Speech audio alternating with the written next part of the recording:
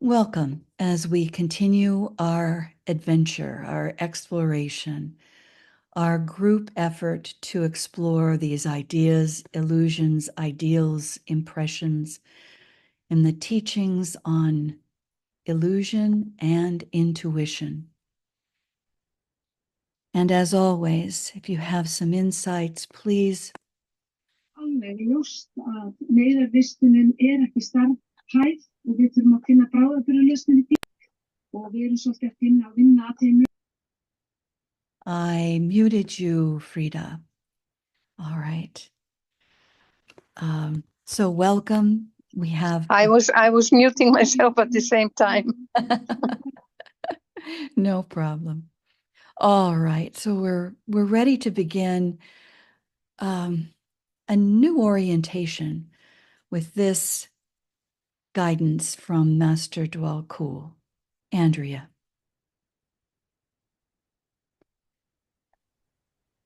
A group is brought together under karmic law, ashramic necessity, and soul direction. Immediately, there is presented to the watching masters an opportunity for the very definite training of some willing aspirants, but also an equally definite point of tension indicating real difficulty.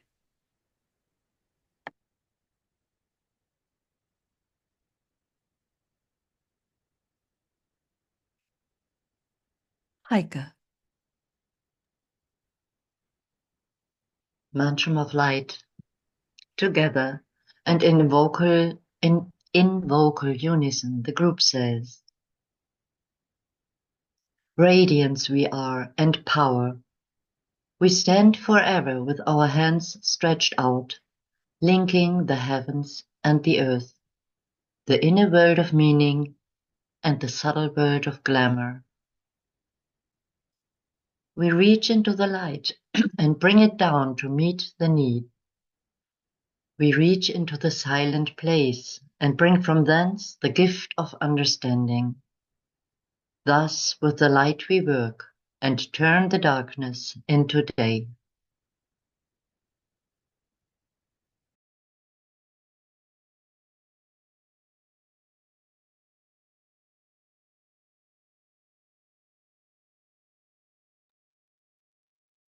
So let's begin with a very quick review of some of the major teachings we've gone over in the past and that we hold in our consciousness today as we continue together.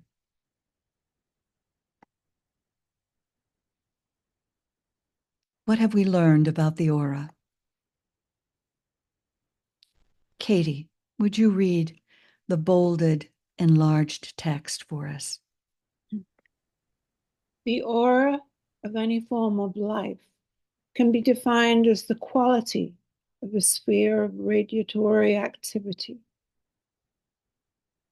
What the clairvoyant really contacts is an impression.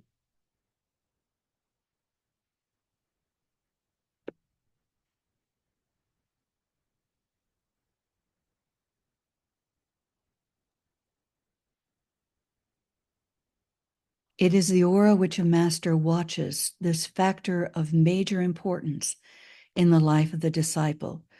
For the light of the soul within the aura and the condition of the various aspects of the aura indicate whether or not the disciple is nearing the path of discipleship.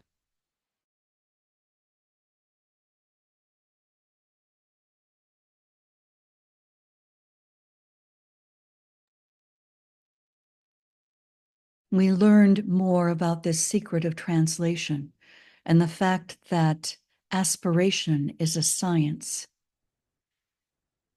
The effect of continued aspiration, when followed by right action, is to bring about three things. Andrea, would you read these three things? The effect of continued aspiration, when followed by right action, is to bring about three things. 1, a stimulation of the higher atoms of the three bodies. 2, the discarding, as a result of this stimulation, of those atomic substances which, when present, occultly hold the aspirant down to earth. 3. The increasing of the magnetic attractive power of the higher atoms, which draw to themselves atoms of high vibration to take the place of those of low vibration.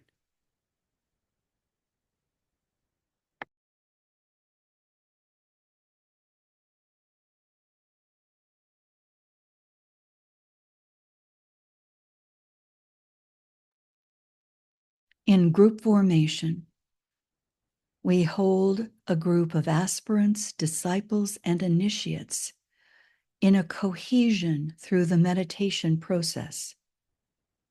The aspirants learning concentration and the devitalization of Maya. The disciples utilizing meditation and the various techniques and formulas through which glamour is dissipated, removing the hindrances along the path of discipleship. And the initiate using contemplation, learning to dispel illusion.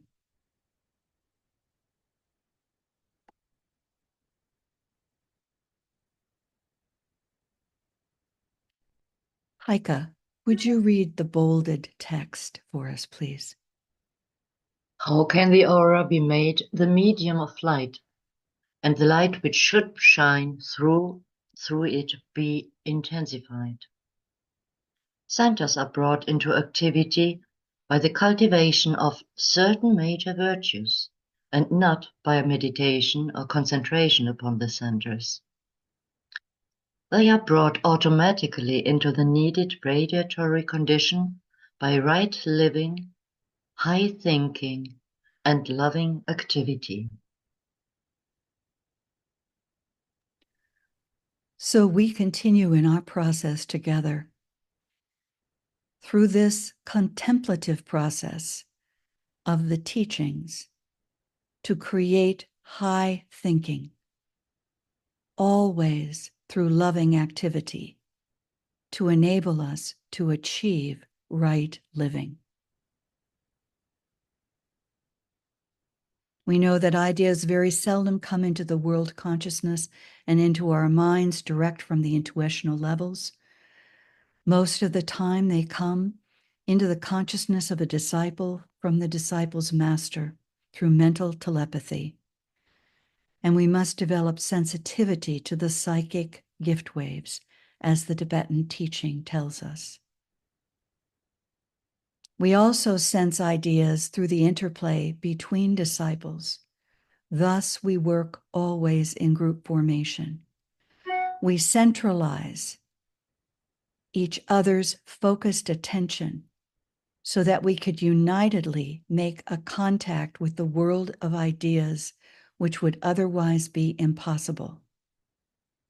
We find these great ideas existing as currents of energy upon the mental plane. They are colored by a basic idea. This idea is placed there by the hierarchy. When contacted and discovered, we must not fall into the trap of the neophyte, believing these are our ideas, wisdom, and power. These are the ideas given to us by the hierarchy so that we develop right understanding of that which is contacted and can develop right interpretation. So we begin further study of illusion.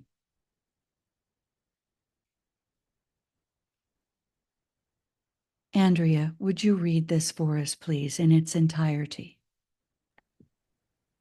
Illusion, intuition. That which is the opposite pole of illusion is, as you well know, the intuition.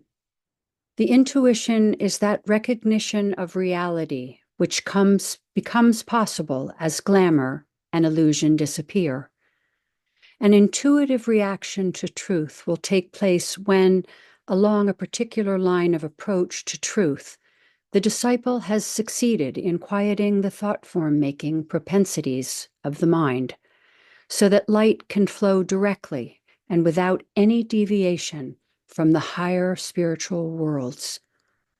The intuition can begin to make its presence felt when glamour no longer grips the lower man, and a man's low or high desires, interpreted emotionally or self-centeredly, can no longer come between his brain consciousness and the soul.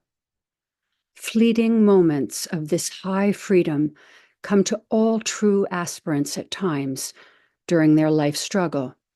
They have then an intuitive flash of understanding. The outcome of the future and the nature of truth sweeps momentarily through their consciousness, and life is never again exactly the same thing. They have had their guarantee that all struggle is warranted and will evoke its adequate reward.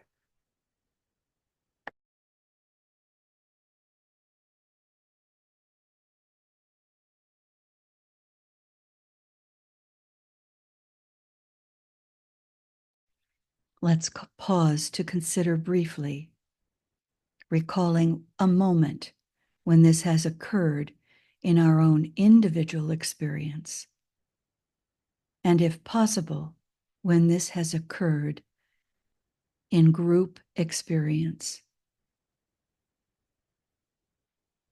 A fleeting moment of high freedom, an intuitive flash of understanding.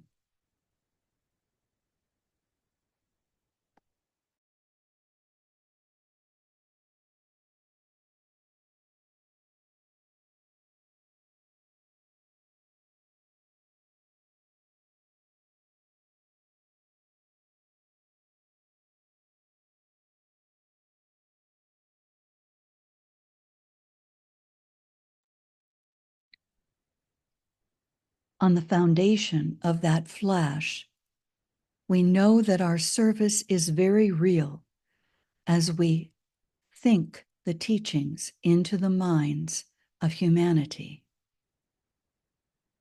For energy follows thought, and the eye directs the energy.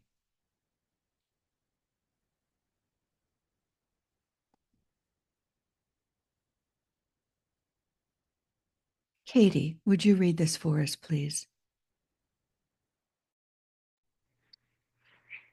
Aspirants and disciples represent those brain cells which are beginning to fall into the larger divine rhythm.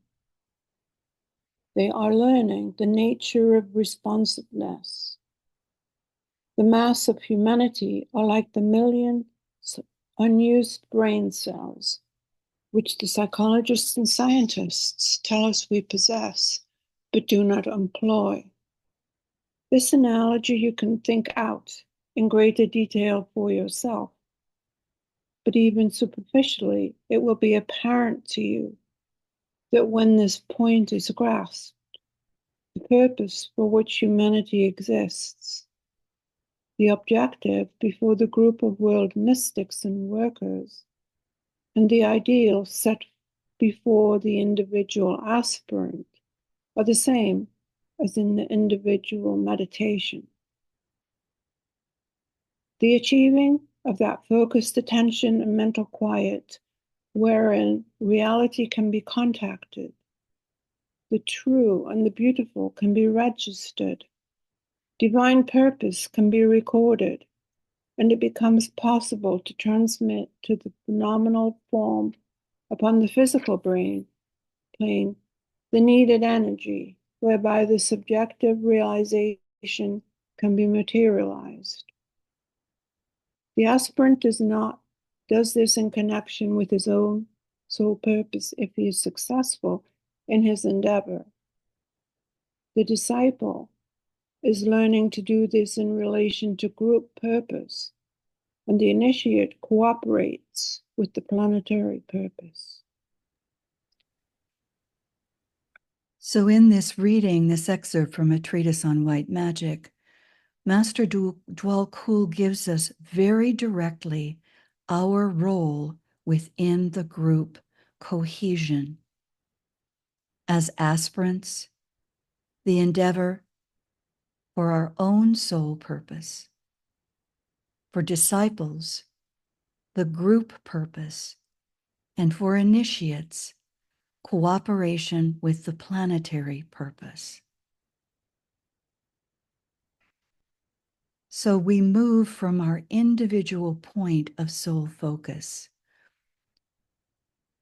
and extend a line of light to the center of the group and invite in all those working with us from the other side of the veil and those joining us subjectively, creating a new cohesion centered around purpose, soul purpose, group purpose, and planetary purpose.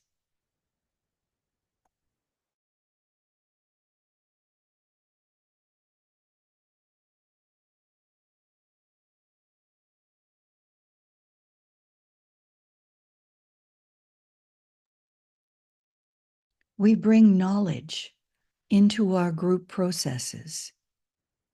First, the knowledge which the ordinary man possesses, be it theoretical from the point of the aspirant, conforming to the requirements for development and becoming aware of the light in the head.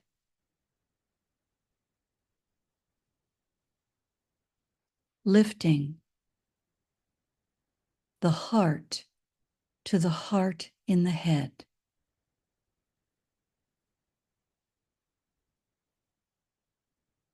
Secondly, the discriminative knowledge utilized by the aspirant. The light is contacted and used, the light in the head. The pair of opposites become apparent and duality is known. And the light of God is cast upon either side of the razor-edged path we endeavor to tread. First, the noble middle path is not so apparent as that which is on the other side.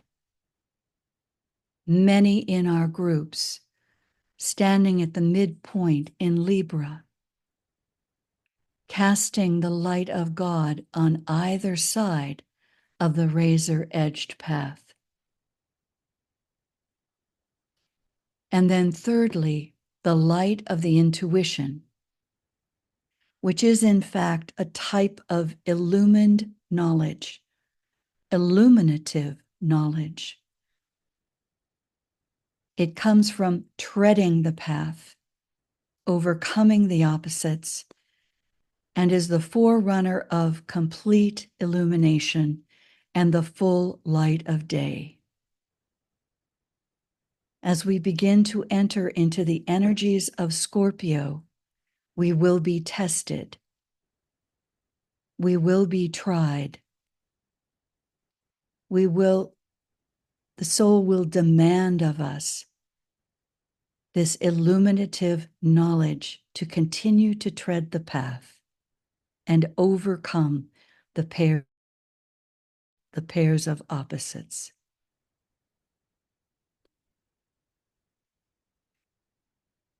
Gangatha Jha, in his brief commentary, touches upon these three knowledge-based lights.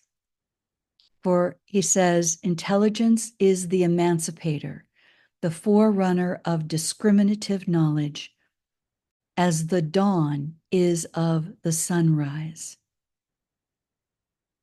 On the production of intuitional insight, the yogi comes to know everything, and we can surmount the mountain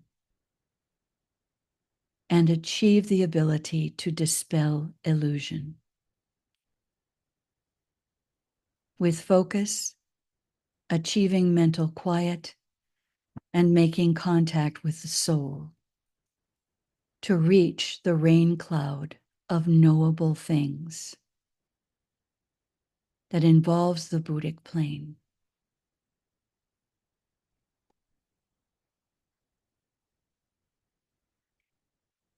Andrea. The intuition is concerned with nothing whatsoever in the three worlds of human experience, but only with the perceptions of the spiritual triad and with the world of ideas.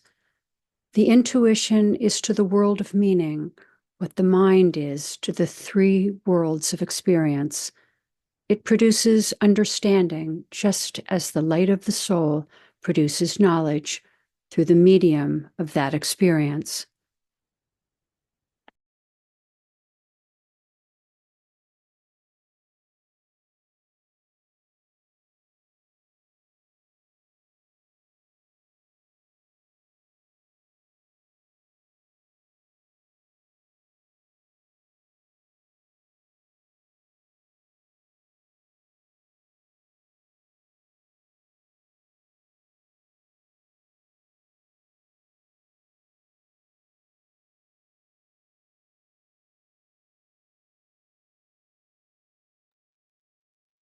Awakening the light in the head, lifting the heart to the head center.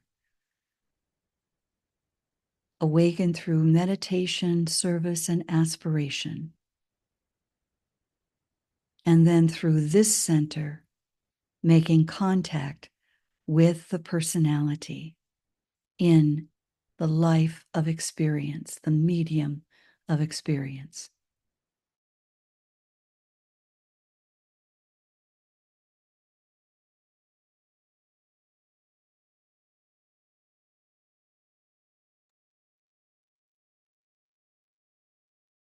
Ever keeping in mind the symbols that we are given by the masters in terms of the progression of lifting up through our experience, through meditation, service, and study, and developing group awareness that we can bring down the impressions and formulate the ideas with discriminative knowledge and formulate the thought forms that can be shared.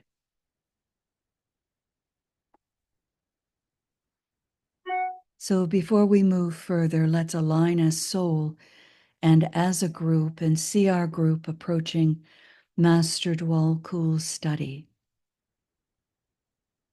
Visualize yourself within our group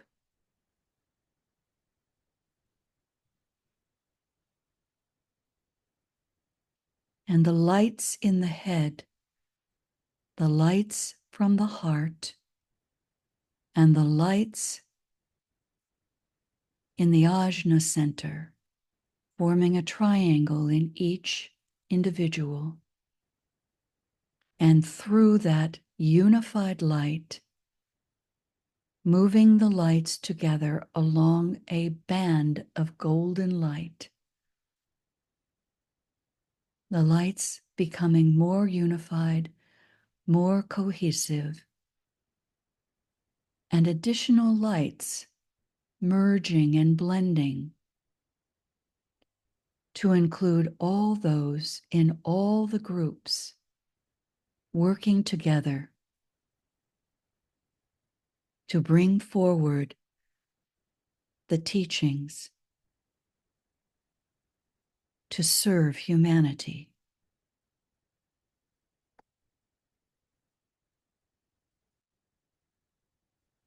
Hold this united light in your consciousness and imaginatively see your light assisting in the illumination of all at the level of aspirant, all at the level of disciple, and serving the higher ideals that are being brought through the initiates, part of our group, and those serving from the other side of the veil.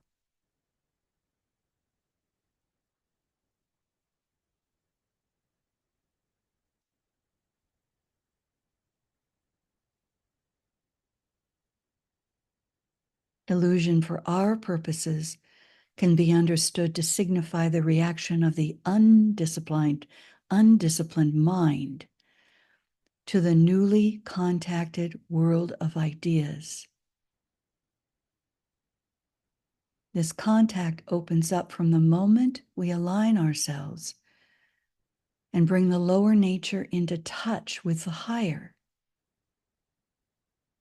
These ideas come to us from the plane of the intuition, and the soul illumines the plane of the mind and the plane of the intuition so that they stand revealed to each other, and their mutual relationship becomes then apparent.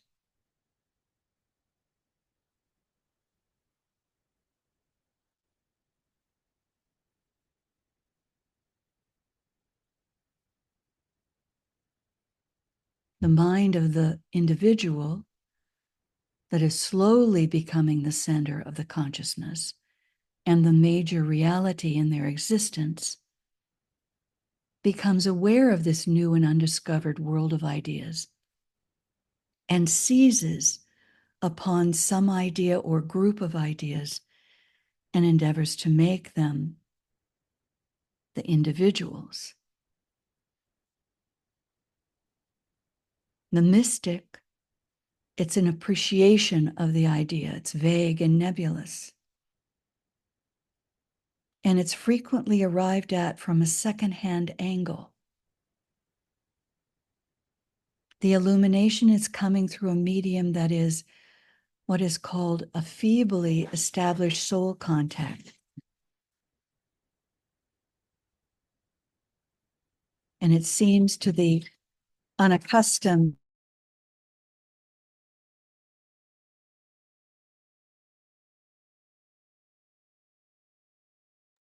it seems a supreme wonder and a vital moment. So think in your own experience and even in a group experience when this mystical appreciation of the idea contacted occurs. The supreme wonder, the great marvel. And note, not with criticism or judgment, but with the realization that that mystical appreciation was not yet known with the discriminative knowledge, the ability to move from the mental plane into the realization of the idea.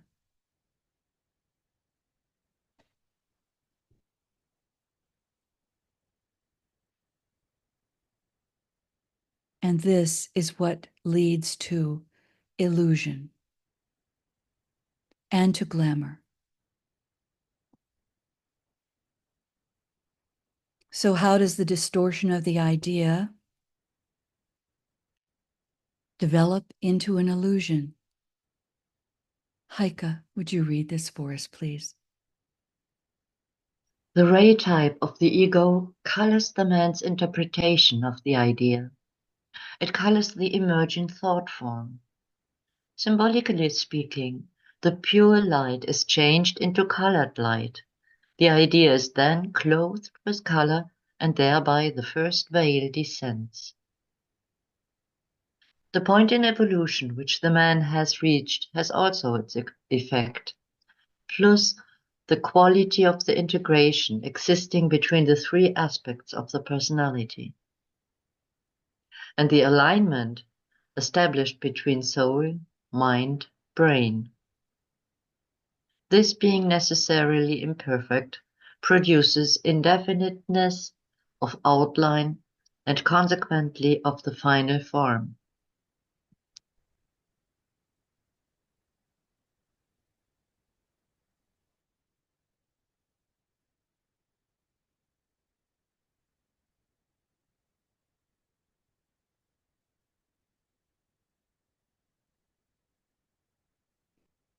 Do you have an experience for yourself or of a group experience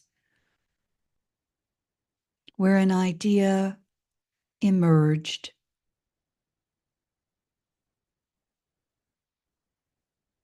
and the group or the individual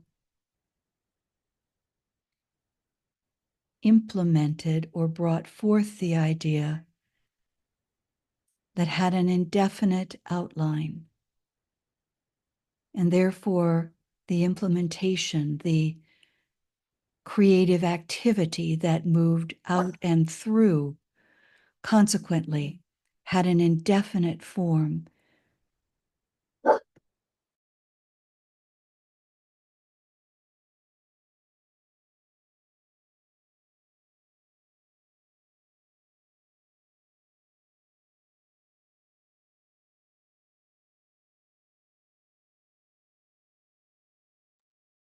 Again, without judgment or criticism, just the realization of what occurred when that idea developed into an illusion.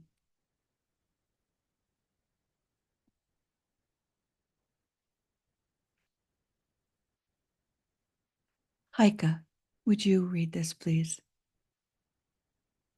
Therefore we have A. Imperfect integration of the personality. B. Indefiniteness of the proposed thought form. C. The wrong material consequently attracted for the building of the thought form. D. A shifting focus of attention owing to the dimness of the seen ideal. E. The rapport of the mind with the sensed idea is not stable. The quality of the development of the mental body of the disciple produces the next veiling of the idea, as it is called. The idea has become changed through the ray coloring of the soul. And now a still more distorting change is brought about by the ray type of the mental body itself, which may be and usually is different to that of the soul ray. These are the second steps towards materialization. The form of the embodiment is qualified. Thus, illusion is produced.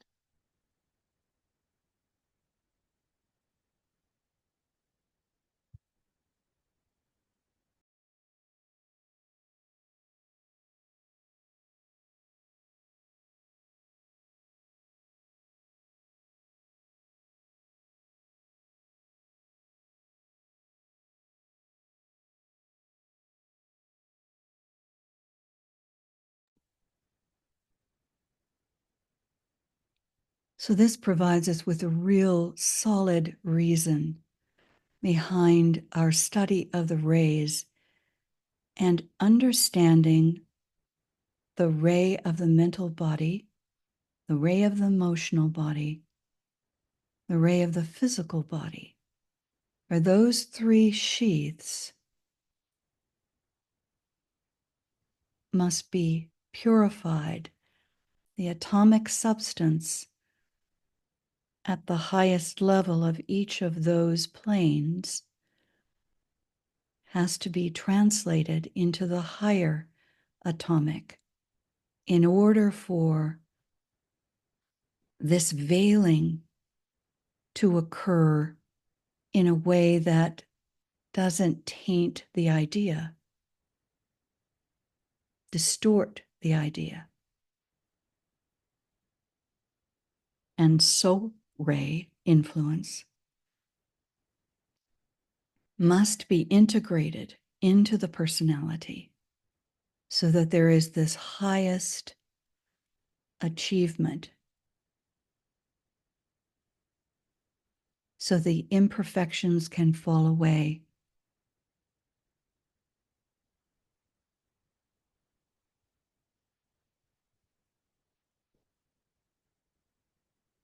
Have you been in a group, even a spiritual group, where it has been obvious that the idea put forward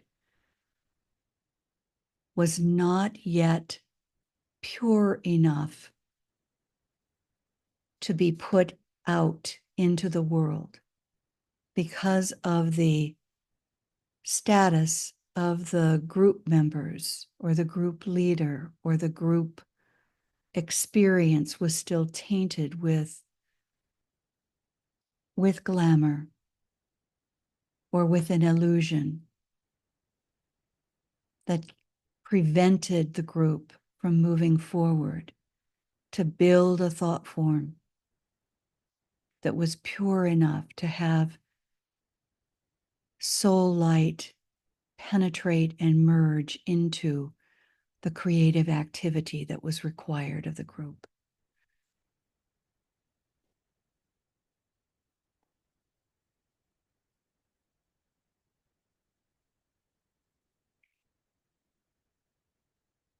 Andrea, would you read this for us, please? Strongly mental types are subject to illusion. This illusion is in reality a condition wherein the aspirant is being definitely controlled by 1. A thought form of such potency that it does two things. A. Controls the life activity or output. And B. Tunes the aspirant in on the mass thought forms, which are of a similar nature and which are built by others under the dominance of a similar illusion.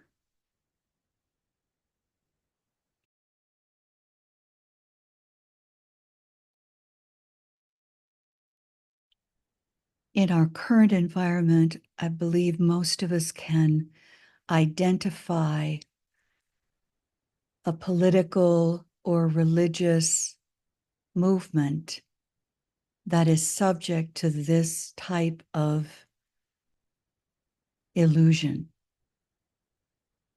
where the thought form is controlling the life activity or output, and it's tuning the aspirants in the group into mass thought forms that are of a similar nature and built by others, so that the illusion created strengthens on the mental plane and has a truly negative effect on those who are brought into contact with the activity and the output.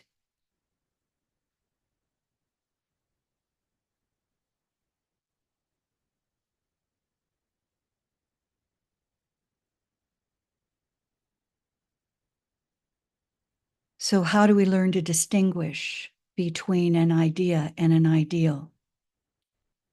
How do we learn to distinguish between that which is embodied, that which is in process of being embodied, and that which is awaiting disintegration? An idea or an ideal awaiting disintegration. How do we distinguish between that which is constructive and that which is destructive? How do we learn to distinguish between the old and the new forms and ideas?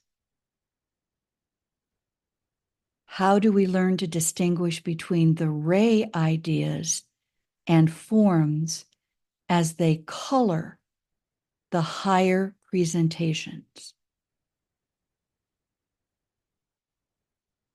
How do we learn to distinguish between ideas and thought forms? How do we learn to distinguish between those purposely created by the hierarchy and those which are created by humanity?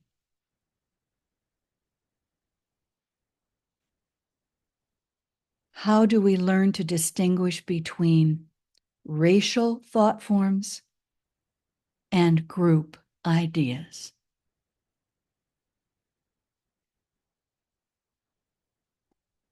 The cause of wrong perception is an untrained, unillumined mind. The cure is training in the technique of Raja Yoga. This results in the ability to hold the mind steady in the light, to perceive correctly, to achieve a right outlook, and to attain a right mental attitude.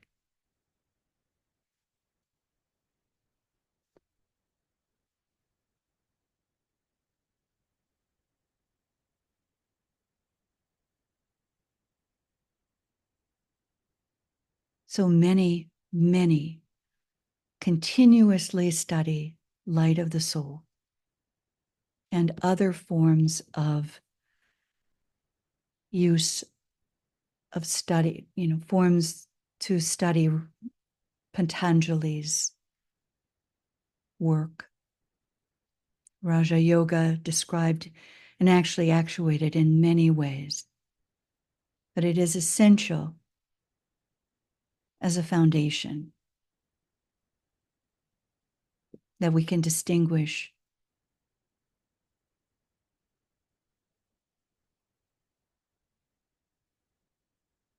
between these 7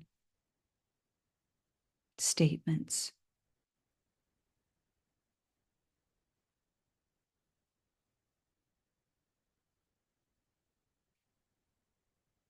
Ponder on this and come to an understanding for yourself of which of these 7 may be the most challenging for you. And is it related at all to your rheology?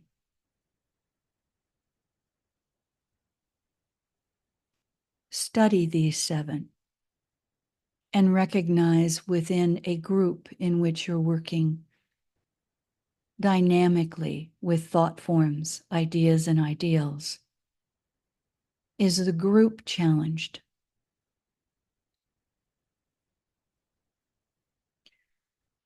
We could say that the United States as a nation cannot distinguish appropriately between the old and the new forms and ideas.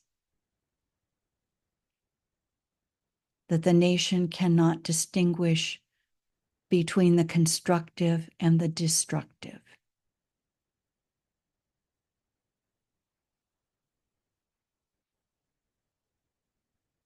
Ponder on this for your own nation, for the groups in which you work, and how you may approach this.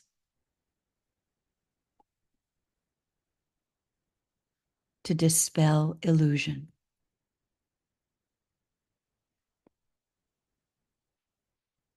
We're given 7 major ways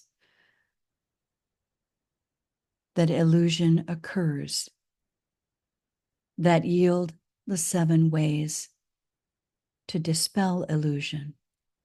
So let's ask Andrea first to read these 7 wrong ways. The 7 major ways of illusion are as follows. 1. The way of wrong perception. 2. The way of wrong interpretation. 3. The way of wrong appropriation. 4. The way of wrong direction. 5. The way of wrong integration. 6.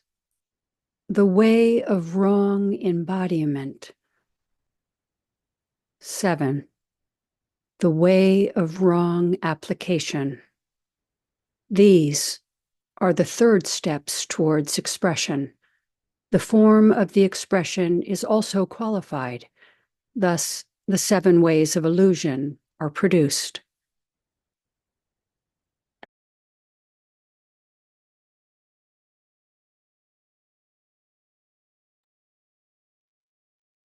So the 7 ways of expression are through perception, interpretation, appropriation, direction, integration, embodiment, and application. Each one of those ways of expression is qualified by the rays.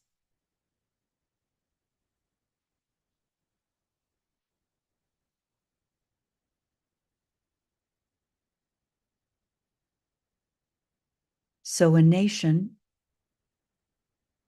qualified by the 6th ray and the expression of the 6th ray as wrong perception.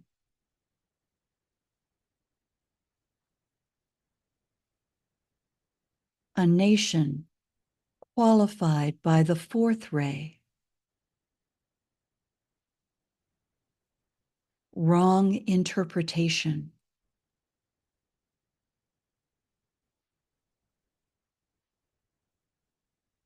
A nation qualified by the 3rd ray, wrong appropriation, and so forth.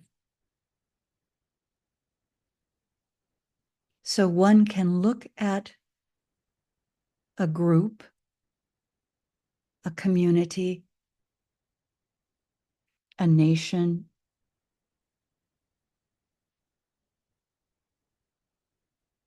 and find the illusory traps in the expression of that nation, standing at the midway point, looking in 2 directions with the choice of moving toward virtue of the ray or wrong expression of the ray.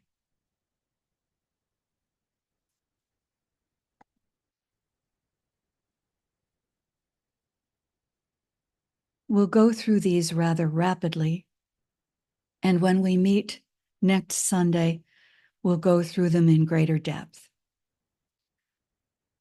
First, the wrong perception of an idea. The disciple can distinguish between an idea and an ideal, between an idea and a thought form, or between an intuitive and a mental concept, or cannot distinguish. And this is one of the ways of producing illusion that's found most commonly among aspirants. And we'll look at that in greater depth when we meet next week. All of these are created by us, by man, by humanity at some stage or another in our individual and racial development. The second, through wrong interpretation. The idea, a vital entity or a germ of living potency, is seen through the medium of a partial view. It's distorted through inadequacy of the mental equipment and frequently is stepped down into futility. The mechanism of right understanding is lacking. And though the person may be giving their highest and best,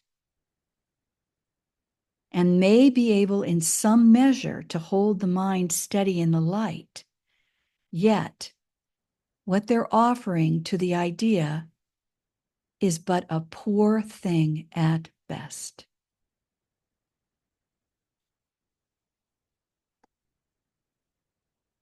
Through wrong appropriation of ideas. Misappropriation of an idea is based upon the drama-making faculty, the emotional body, and the tendency of the personality to the self-assertion of the little self. We need to remind ourselves that this drama-making faculty is present in first ray. So you find this potent drama-making faculty in political groups. It leads to an individual or a group appropriating an idea as their own, crediting themselves with its formulation, and giving, therefore, undue importance to it because the individual, the group, regards it as their own.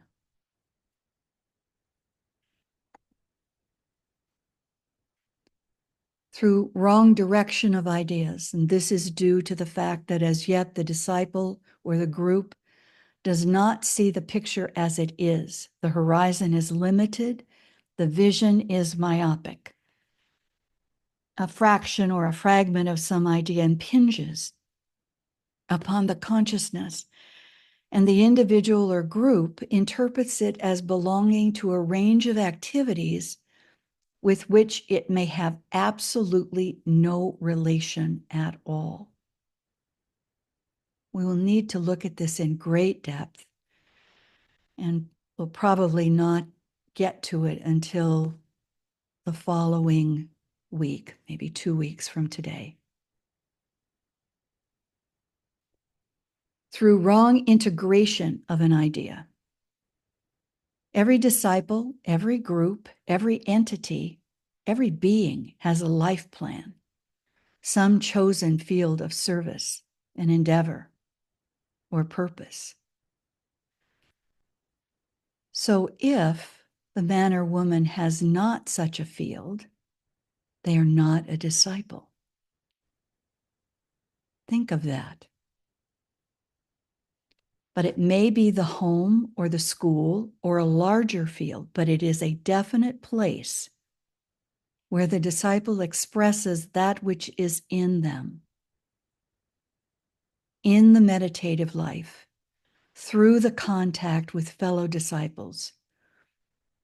One touches some idea of importance, perhaps to the world, but immediately seizes upon it and seeks to integrate it into the life purpose and the life plan. It may have been for them of no definite use, and it is not an idea with which they should be working.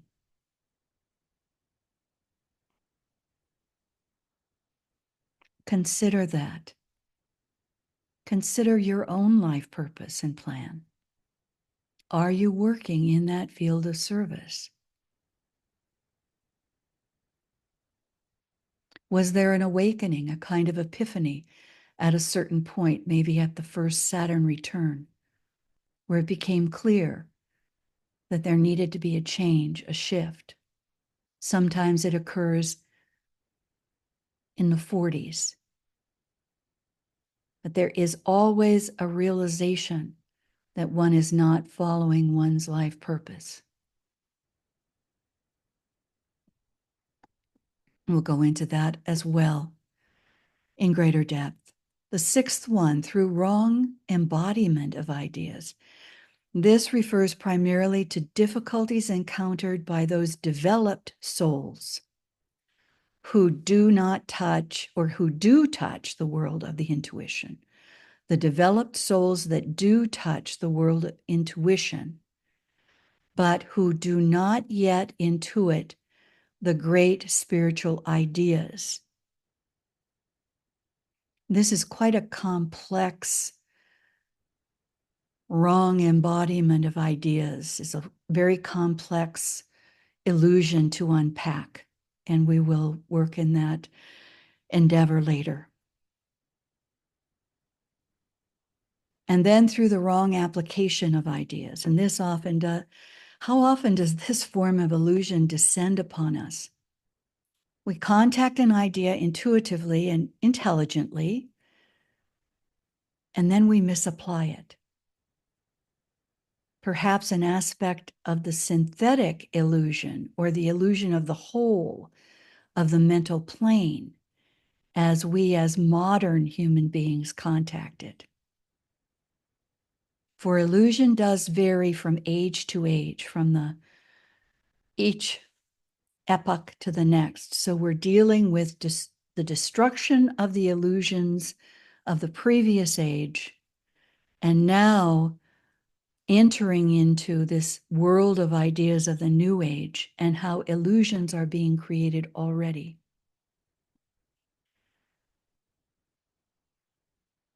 The technique of the dispelling of illusion as used by the initiate is that of contemplation.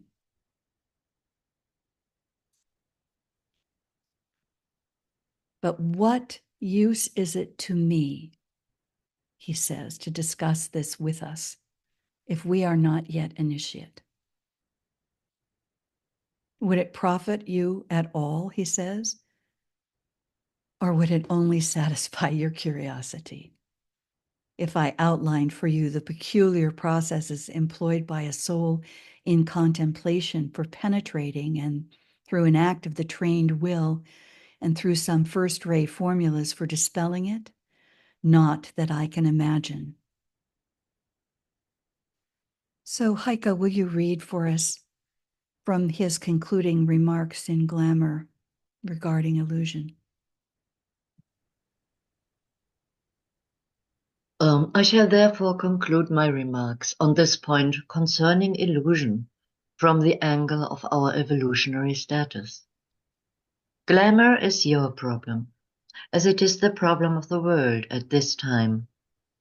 Some of you whose mental bodies are in process of organizing may suffer somewhat from illusion, but your major problem as a group and as individuals is that of glamour.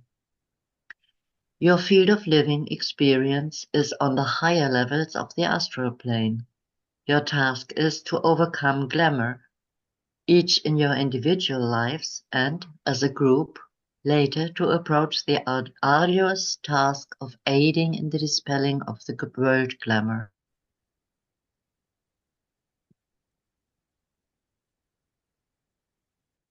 And so we continue to meet twice a month on Mondays to continue the dissipation of individual glamour. And we're going to begin to meet once a month to begin to move through group glamour as a group. And very appropriately, the glamour of expectation was mentioned as a glamour to dispel. And in reading DK's words, when we study and we work and we know we're on the path of discipleship, entering the path of initiation, we need to deal with our expectations in what we can truly accomplish and continue to be focused on the real work, serving and helping humanity. So let us not forget the dissipation of individual glamour and group glamour as we move forward together. So he asks us to submit to the training as individuals, to understand and master our personal glamours. And then, just as we have begun to do this, we can begin to work as a group. But before we can work as a group and before we can assist in the dissipation of world glamour, we have to better understand and master, definitely, the glamours and illusions of the personality. The time has now come for him to help us deal more drastically, and he gives us, in the Glamour of World Problem, the way to do that, which we have undertaken. And tomorrow we're going to begin the process of looking at the challenge of dispelling illusion. He says we need to set to work with fresh courage and determination and fresh understanding. For his disciples at the time, he asked them to carry on their individual glamour work for another year. We're trying to move more readily, rapidly. And will we be able to bend our effort to this task? And will we be able to continue to dissipate individual glamours as we begin to work on group and take on the dispelling of our individual illusions? At the beginning of Glamour, a World Problem, Master DK suggests that we study and work with symbols. And I'm wondering if this was a hint. So as we move forward together, let's look at how we might be able to use symbols in our daily personal practice and focus on those symbols: the point, the line, circle or sphere, square, triangle, cross, and spiral. And I'm showing you a little graphic that I developed when studying the act of will, making a little mind map, if you call it, a trajectory, beginning to embody in my own practice what intention was. So as we think about our illusions, looking first at our values and our virtues, and what might you birth as the intention to dispel your illusions. And Roberto Assagioli suggests that the first step is deliberation. Pondering, thinking.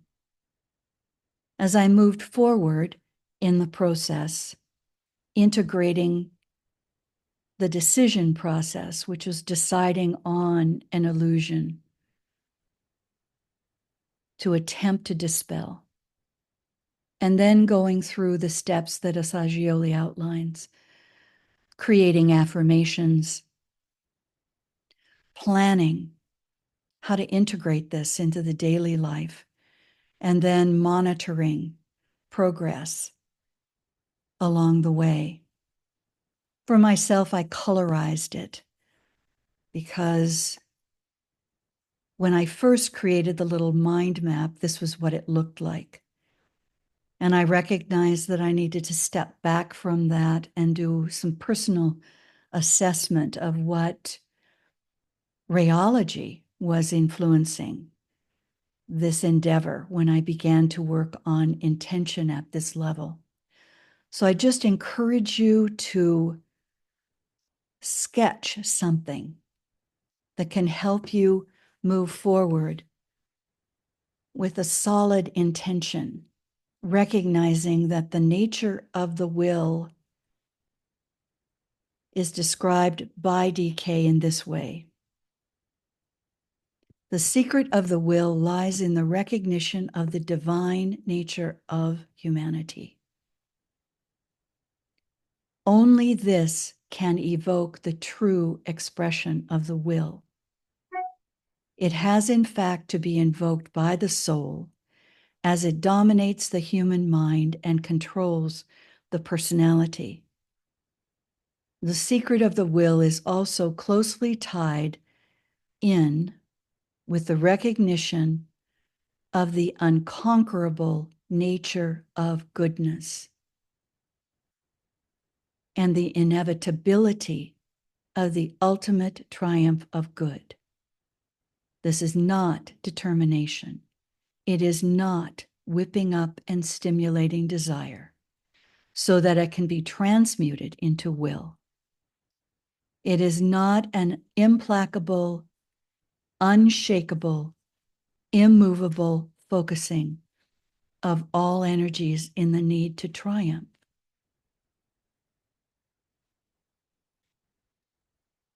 The will pour forth to us from Shambhala in 2025 at the time of the Wesak festival, and this is divine will. Let us continue in our preparations as we move into Scorpio As we move forward, and face these tests. Use the symbols on the physical plane and their right adaptation to see and recognize purpose. It leads to the subsequent magnetization of the symbol that will have the needed quality through which the idea can make its presence felt, in order that the intuited, qualified idea might find proper form on the physical plane.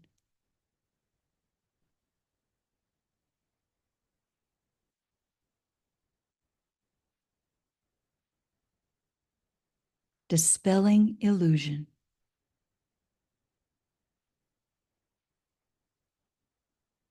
Ponder on the illusion you will dispel.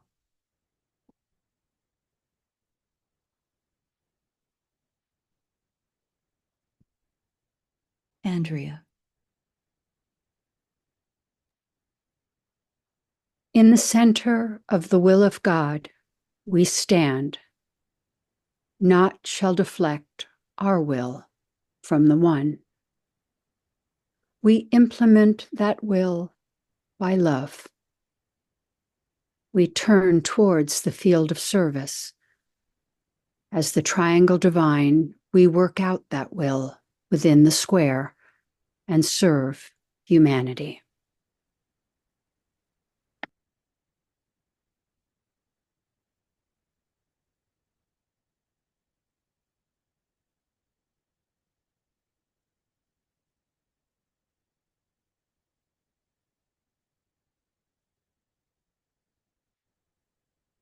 We know, O Lord of life and love, about the need. Touch our hearts anew with love, that we too may love and serve.